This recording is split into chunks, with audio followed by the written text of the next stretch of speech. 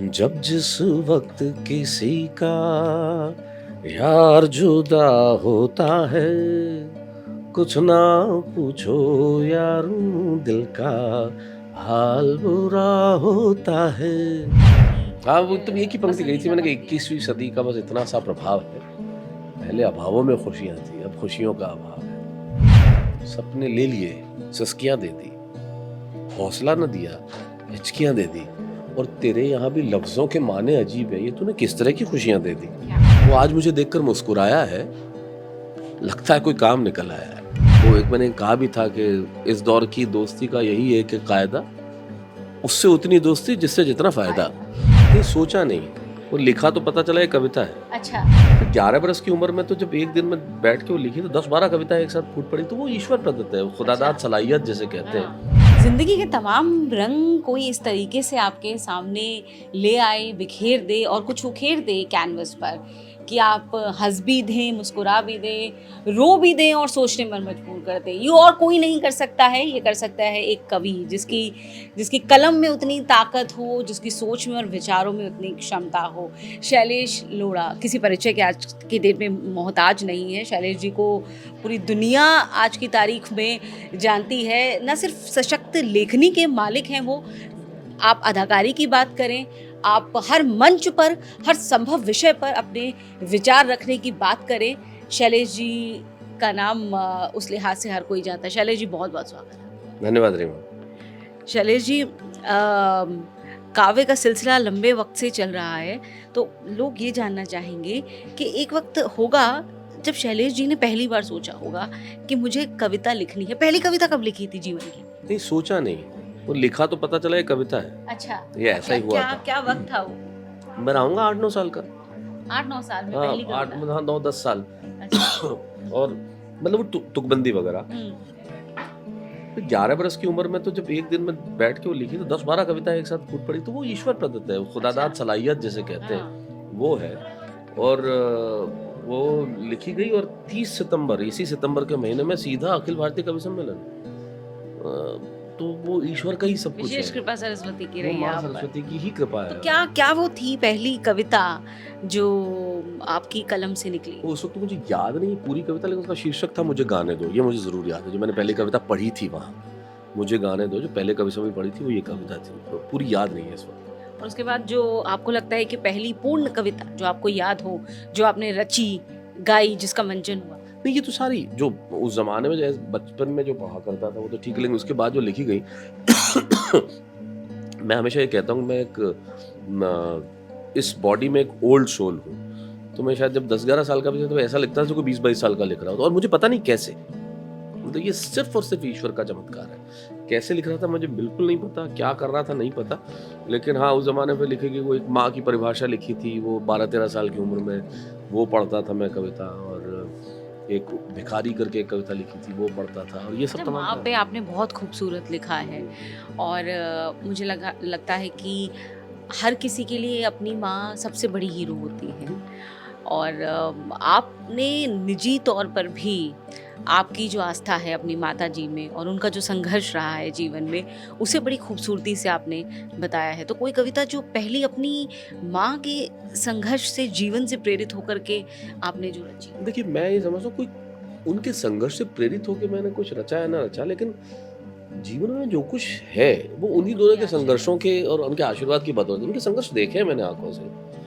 मैंने देखा है कैसे एक निम्न मध्यम वर्गीय परिवार कैसे परिवार चलाता है, किन हालातों में चलाता है, और कैसे सपने देखना बंद कर देता है।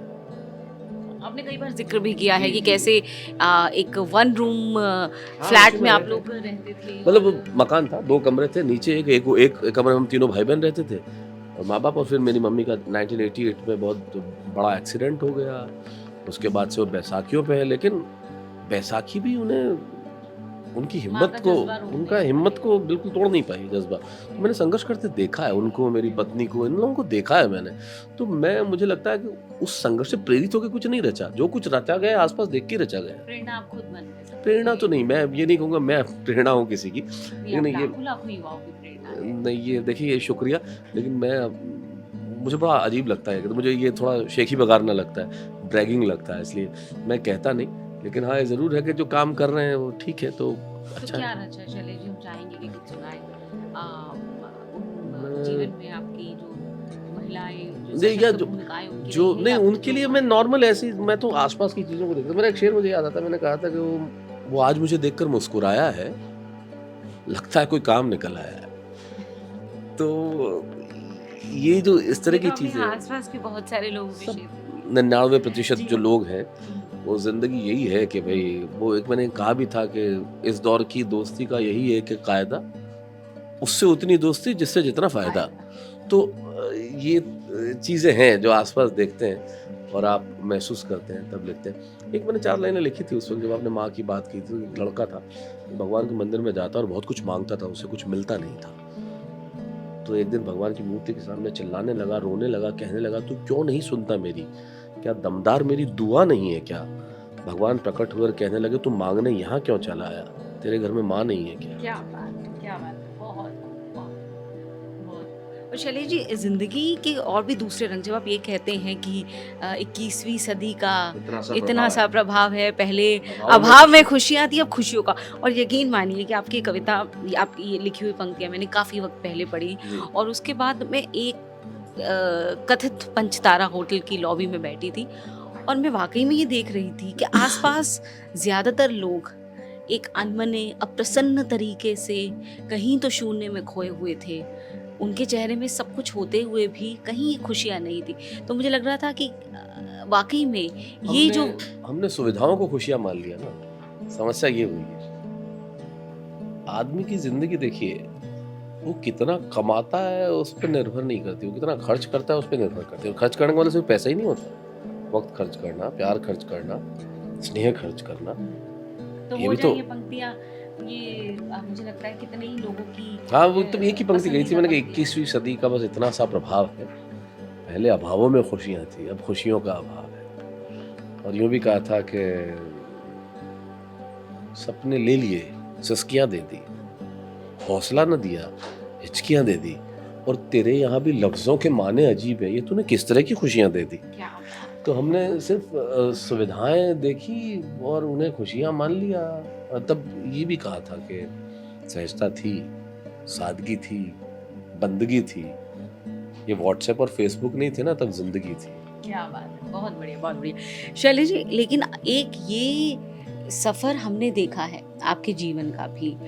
आपने वो दौर भी देखा जब हमने बात करी कि किस तरीके से एक-एक कमरे के अंदर जीवन चला, एक जी। दौर बीता। उसके बाद आज ईश्वर की अनुकंपा है हर लिहाज़ से। तो ये भी एक बदलाव है। यहाँ पर क्या है कि सब कुछ है। भौतिकतावाद की परिभाषा में प्रसन्नता के जितने मानक हैं, वो सब कुछ है। लेकिन वहाँ खुशियाँ बरकरार रखने का मंत्र क्या है? दोस्त, संगीत, किताबें, सफ़र, यात्रा, ये मुझे खुश रखता है। मुझे संगीत बहुत पसंद है, अच्छा, गाना अच्छा लगता है। कुछ गाएँगे? मतलब अभी एनीथिंग, जो भी अभी आपके ज़हन में सबसे ऊपर आ रहा है। गाना मुझे बड़ा अच्छा लगता है। दोस्त से आज मिले, आपने बताया काफ़ी वक़्त के बाद आपको, वो कुछ भी गुनगुना दीजिए जो आपको पसंद हो। जब जिस वक्त किसी का यार जुदा होता है, कुछ ना पूछो यारूं, दिल का हाल बुरा होता है।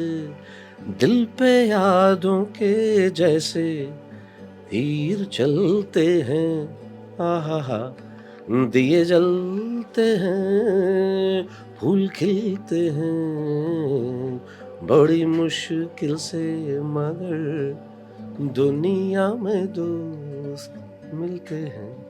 क्या बात है! बहुत बढ़िया। आज की तारीख में मुझे लगता है शैलेश जी, कोई ऐसा मंच नहीं है काव्य का, जहाँ पर आप ना पहुँचे हों, जहाँ आपका नाम ना हो। किस तरीके से बदलाव आया है हमारे काव्य मंचों में? ये मैं अभी कुछ देर पहले भी मैंने इस चीज का जवाब दिया था। ये बदलाव जो सिर्फ है वो मंचों का ही नहीं है, हर जगह का बदलाव है ना। आप टेस्ट मैच में आपके पास समय था, 5 दिन देखते थे, आप 2020 तक पहुंच गए कि नहीं? अब वनडे भी नहीं रहा, 2020। लेकिन जैसे आज की पीढ़ी को ये समझना है कि ये बदलाव आया है वक़्त के साथ में, तो वो आपसे बेहतर इस वक्त मौजूदा नहीं, विकल्प नहीं है, बदलाव तो देखिए हर चीज आपके में, लिहाज से क्या बदलाव है? हर जी, चीज में है। हम्म, ये सिर्फ हमारी भाषा में बदलाव आया ना, हम्म, है ना? हमारी भाषा में, हमारे कपड़ों में, हमारे विचारों में, हमारे अंदाज में है, हर चीज में बदलाव है। तो उस देखिए, कविता तो समाज का दर्पण होती है। जैसा दिखेगा उस जमाने में जैसा समाज था तब वैसा लिखा गया, आज जैसा समाज है तो वैसा लिखा जा रहा है। तो ये जो बदलाव है बड़ा कंटेम्परेरी है, मैं कहूँगा सामयिक है। ये ऐसा नहीं है जिसको कोई परिभाषा दी जाए। ये ऐसा है जो एक ये बदलना, change is a constant process, तो ये हमेशा होता रहेगा। कल फिर कुछ दौर आएगा, फिर कोई बदलेगा, आपके अंदाज बदल गए। देखो न्यूज़ रूम ऐसे थोड़ी हुआ करते थे, आप याद कीजिए, दूरदर्शन के ज़माने में ऐसा तो नहीं होता था। आज अलग है अंदाज। तो कवियों के आपसी ताल्लुकात भी बदले हैं। अक्सर ये कहा जाता है कि खासतौर से आपको एक एक विशेष ग्रुप का लीडर बनाकर प्रस्तुत किया जाता है और एक और विशेष कवि को आपके सामने रखा जाता नहीं, है। ऐसा वास्तविकता क्या है? ऐसा कुछ नहीं है, ऐसा कुछ भी नहीं है कि कोई ऐसा कोई ग्रुप्स नहीं है, कोई कुछ नहीं है। अल्टीमेटली मंच है, कविता है, सब हिंदी कविता के सेवक हैं, सब अपना काम कर रहे हैं, बड़े अच्छे सलीके से कर रहे हैं, तरीके से कर रहे हैं, अपने अंदाज से कर रहे हैं। हर आदमी का अपना काम है। बाजार के अंदर मतलब आप देखिए 50 शोरूम होते हैं, लेकिन सब अपना काम तो कर ही रहे हैं ना। तो हर लोग अपना काम करते हैं, 50 न्यूज़ चैनल है, सब लेकिन अपना काम कर रहे हैं। तो सारे लोग ही अपना काम कर रहे हैं। और संबंधों की बात जहाँ तक रही कि आपस में दोस्ती, ये सिर्फ कविता या कवि सम्मेलन कवियों के लिए नहीं है। समाज में आप देखिए ना, आपके पिताजी के जिस जमाने में जैसी दोस्ती रही होगी, आज के ज़माने के बच्चों की नहीं है। वो पेशेवर होना झलक जाता है क्या रिश्तों में? आप 100% बात भी करेंगे तो अच्छा, if you are free you can come, you don't come fine thank you. हमारे ज़माने में कैसे नहीं आ रहा भाई, आना पड़ेगा तुझे, तू समझता क्यों नहीं है? तो हम उसी ज़माने के अभी तक। मैं वहाँ से बाहर, मेरी एक कविता है जो मुझे अभी याद नहीं आ रही, उसकी लाइन ये है कि हाँ हम थोड़े पुराने हैं। शैलेश जी, आपकी काव्य से तो हर कोई वाकिफ है ही और बहुत लंबा वक्त लोगों ने आपको टीवी पे देखा है और इसमें मतलब आप हर घर में और हर दिल में बस गए उस शो के साथ। लेकिन तारक मेहता से जो अलगाव है, उसके तमाम विवादों पर आप एक बात क्या कहना चाहते हैं? ये कोई विवाद क्या है? मैं शो में था, अब मैं नहीं हूँ, दैट्स ऑल। लेकिन फिर इतनी सारी बातें, इतनी सारी खबरें जो रोज बनती रहती हैं, ये क्या कोई अपने फायदे के लिए बना रहा है? पता नहीं क्या खबरें बनती है क्या नहीं है। मैं शो में काम करता था, मेरे कुछ मतभेद हुए, मैंने छोड़ दिया। मतभेद आर्टिस्ट के साथ हुए कि निर्माता? आर्टिस्ट नहीं, आर्टिस्ट के साथ कैसा मतलब काम करते, निर्माता के साथ छोड़ दिया। लेकिन एक वो शो जो लंबे वक्त तक आपके साथ जुड़ा हुआ था, तो और क्योंकि आप कवि हैं, सहृदय हैं, एक इमोशनल इंसान हैं, तो कहीं कुछ दुख, क्योंकि इस तमाम दोस्त बन गए थे आपके, वो आर्टिस्ट, एक गहरा रिश्ता था। नहीं यार, बिल्कुल भी नहीं। माजी अतीत को कहते हैं उर्दू में।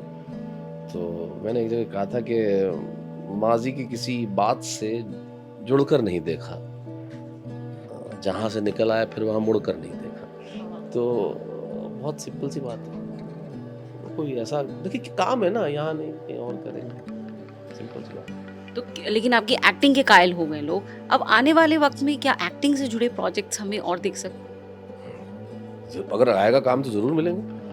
इसमें क्या, कहीं बात क्या होता है ना, जब तक ये एक्टिंग का मामला, फिल्मों का मामला, सीरियल्स का मामला ऐसा होता है, जब तक प्लेन में बैठ नहीं जाओ, वो नहीं जाए, लैंड नहीं कर जाए, तब तक आप डेस्टिनेशन पे पहुंचे नहीं हो। तो बातें 50 जगह चलती है, मैं क्या करूंगा, क्या हो पाएगा, ये देखो। ये लेकिन तो आपकी तरफ से ये फीलर्स दिए गए हैं, यू आर रेडी? फिलर्स तो मैं नहीं देता हूँ, कभी क्या देना। हाँ, एक्टर तो काम और क्या करेगा, और कोई काम आता ही नहीं है भाई, दाल रोटी कैसे चलाएंगे? कोई काम तो आना चाहिए, एक ही काम आता है, कविता और अभिनय। बहुत बढ़िया, बहुत बढ़िया। तो एक आखिरी कविता जो शैलेश जी अपने दर्शकों को जिसके साथ छोड़ के जाना चाहते हैं? नहीं, कविता तो एकदम बहुत लंबी लंबी कविता है, वैसे तो कुछ याद नहीं आ रहा। छोटी कविता कोई मुझे एकदम जो कविता याद आ जाए जो छोटी हो। तब मैंने कहीं कहा था कि लोकल ट्रेन की भीड़ में गिरा तो उसने हाथ पकड़कर उठाया, राशन की लाइन में खड़ा होके भन्नाया तो उसने कंधा देके थपथपाया। वो हर जगह साथ मेरी दबी सहमी सी मौन है, मैं जिंदगी से ही पूछ रहा हूँ तू मेरी कौन है। क्या बात। बहुत बहुत शुक्रिया शैलेश जी। Thank you.